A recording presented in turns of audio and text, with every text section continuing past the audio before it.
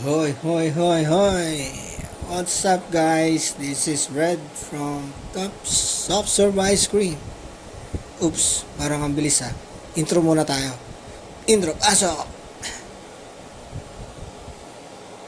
You said never let me go. You said never let me go. You said never. You know? So, for this video nga pala, ipapakita ko lang sa inyo kung paano ko inassemble or binuo ulit yung ice cream machine. Napanood nyo naman sa mga previous video natin kung paano siya nasira hanggang sa kinalas natin, pinaandar natin, mga pinalitan na parts. So ngayon, ubuin na natin siya. Okay, kakabit na natin siya doon sa ating machine. So please, kung bago ka pa lang sa aking video, pahingi naman na isang like. At syempre, pahingi na rin po ng isang yan, like and share. Okay, tsaka samahan mo na rin ang pagpindot dito at dito. Yan, sa ating notification bell para lagi kang updated sa mga gagawin kong videos. So, simulan na natin. So, yan sa ating video na yan. Yan, pinasok na natin yung ilalagay natin na parts sa ating ice cream machine. Actually, may kulang tayo dyan. So, wala tayong tornilyo. Yung tornilyo kasi hindi siya kasama doon sa worm gear. So, kailangan ikabit natin yung luma. Kaya lang, naiwan. So, yan ang ating problema dito sa ating videos na yan. Yan sa sa pagkakabit natin. Well, nagawa naman natin siya ng paraan. Okay. So, una ko muna ikinabit. Okay, kabit. Etong kulay blue. So, sa pagkakabit natin, marami ako na-encounter din. Okay. Na mga struggle sa pagkakabit. Kasi hindi tayo talaga expert. Okay. So, kung mapapansin ninyo, ayan yung parang lock na yan, may tubing na maliit. So, kinabit ko muna to. Okay, yan. May kita rin yung pinipilit ko siyang ipasok pero talagang sumasabit, no? So, ginawa ko, tinanggal ko muna yung lock niya. Saka ako pinasok yung kulay blue na yan. Tapos, nilock. Ayan, tinornilyo ko na. Tapos, binalik ko yung pinaka-lock para hindi matanggal yung tubing na yan. Okay, so, ayan, binalik na natin. Then, sinecure ko na yung mga tornilyo para hindi kumalas. Ayan o, kita nyo naman. Ang hirap magbalik niyan. Guys, masakit. Tumatama yung kamay ko dun sa bakal. Okay. Sa loob po niyan, dun sa unahan, nilagay ko po to. Ayan, ayan. Nilagyan ko na rin po yan ng parang grease pero food grade. Ayan, dyan sa loob tsaka dyan sa pinaka oil seal. So yan yung nilagyan ko kasi umiikot yan. Okay, so ganun na itsura niya. Ito.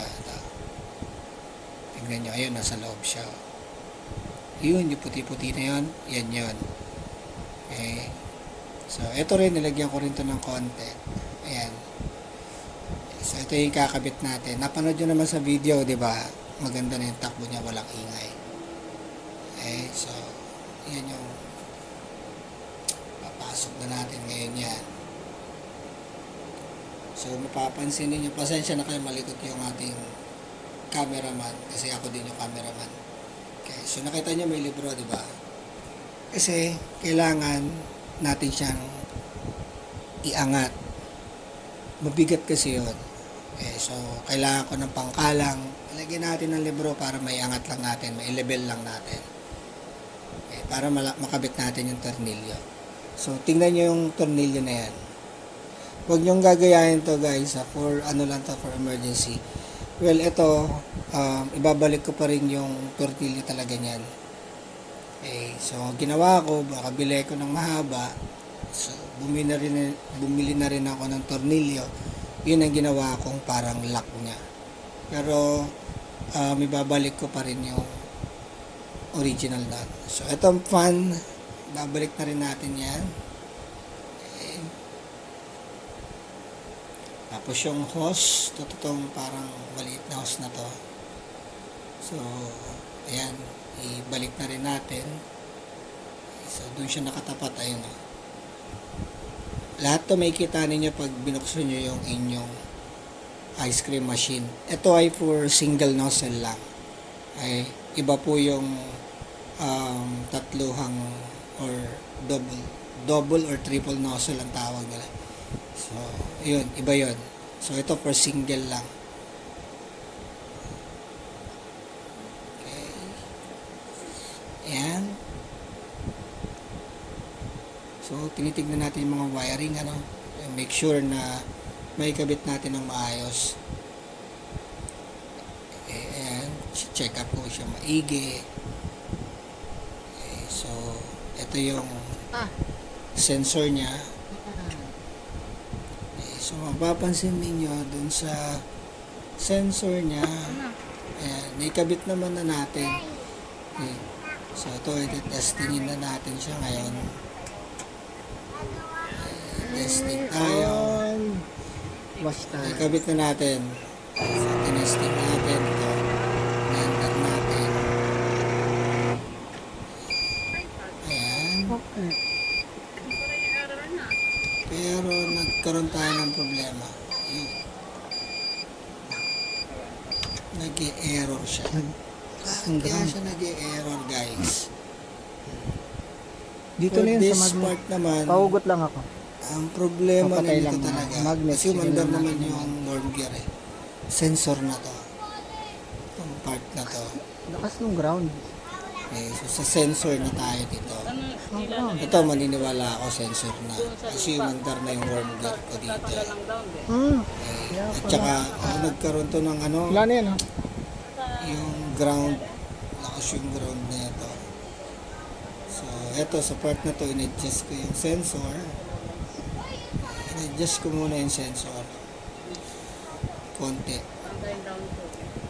So, may kita nyo rin dyan, sinek ko rin yung ano niyan, yung sensor niya baka maluwag. So, dito,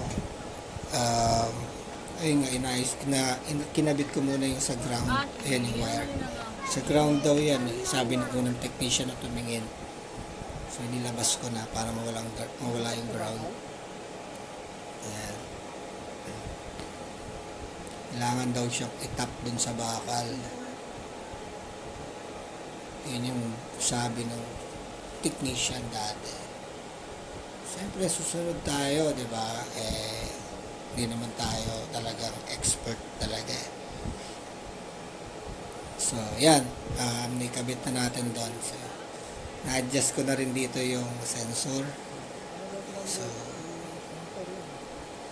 ititest natin yan ulit kung working na ba.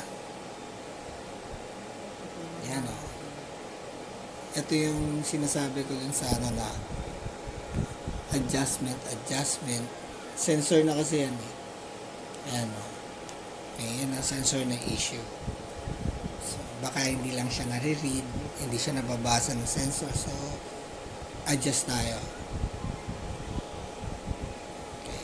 Chine-check ko lang din dito kung baka maluwag kasi mga pagkakakabit ko dun sa mga ano eh, sa ayan o, yung pinagkakabitan ng sensor. So, dino-double check ko lang ano yung problema. Okay, so goods to go na tayo. Pwede na natin siya i-try ulit. Kung may kita ninyo, papaanda rin natin, i-start natin yan ulit. Okay, so ayan, may kita niyo sa video, pinapakita ko naman yung ano, yung maingay na maririnig nyo dyan guys, dahil yan dito, yan, yung back, yung stainless yan sa baba, sa pindutan, kasi gumagalaw yan. So, ito, tinry natin to ulit. Pero, nung pinandar na natin, may issue pa din eh. Nag-error pa rin siya. Diba? Nag-error pa rin yung machine. So, ibig sabihin, sensor pa rin ang problema. Okay, so, ginawa ko, ayan o. Ginawa ko dyan guys, pinatungan ko ng, dinagdagan ko yung ng magnet. Yung bilog, kung umiikot na yun. Nagdagdag ako ng manipis na magnet. Ay, tapos, sinadjust ng konti. So, ayan na. Umandar na siya, gumana na siya. Hindi na siya nag-error. So, tinry ko siyang stop. Tapos, pinandar ko ulit. Freeze lang ang pinipindot dito. Guys, para sa testing. Yung wash lang ang pinipindot natin. Para lang makita natin na umaandar. Hindi yung freeze. Okay, wash lang. Wash. So, stop. So, ganyan ko siya tines kung talagang umaandar na. Tapos, tines ko rin kung meron pa bang yung ground. Wala naman ng ground. Wala naman na. Nahawakan ko na kasi yung pindutan o yung switch niya. Nakita nyo naman kanina, kinatok ko pa, diba? Tao po. Ayun. Pero, wala na siyang ground dito sa part na to. So, ayan. Since naikabit ko naman na lahat, pinahugasan ko na rin. Okay, so, nag-washing na rin kami dyan. Wala na ako naging problema. Okay, so, nagtuloy-tuloy na yan. Hindi na siya nagkaroon ng any error or issue pa.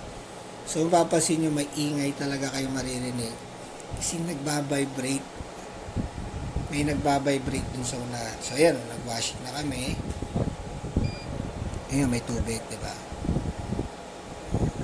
Ayan, washing. Pag nagwa-washing nga pala kayo, guys, nagbuhos yun ng tubig. Paandarin nyo yung pindutin nyo yung washing talaga, tapos saka kayo mag-dispense ng tubig. Okay, tuloy-tuloy lang, huwag nyo yung siyang i-stop para nahugasan maigi yung yung propeller. So, leave naman ang comment kung meron kayong any comment dito, guys. So, yung vibration na naririnig nyo, handle yun at saka yung sensor. So, after a long time na paghihintay, eto na. Nakabuo na nga tayo ng ice cream. Wow, thank you Lord. Makakapag-start na. So, yan. Para sa mag-jowa na tagal na naghintay ng ating ice cream. Eto na po. Ang ice cream ninyo. Pagsaluhan nyo na yung matamis na ice cream. Yay! Tapos yan na. Diba? Yung mga nabuo natin. Pwede na sila ulit makabili yung mga customer natin na matagal naghintay. Okay?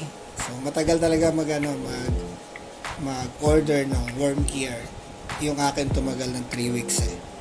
So, ito na. Nag-ready na tayo. May apa na rin. Okay, so, yan.